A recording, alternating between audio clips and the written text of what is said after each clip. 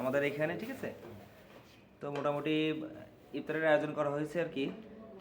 এখন রেডি করা হয় নাই, মাত্র আনা হইলো।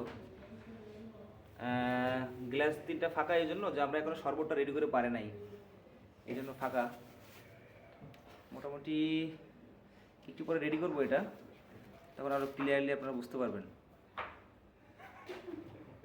এরা হচ্ছে যে এগুলো দিয়েই করে এই দেশের মানুষ আর কি।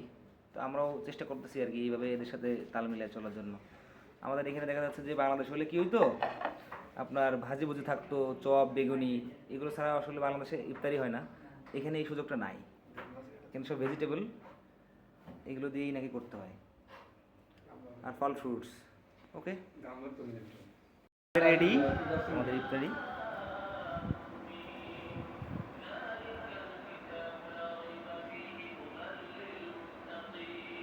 এটা শরবত, আপনারা আবার ভুল বুঝেন না।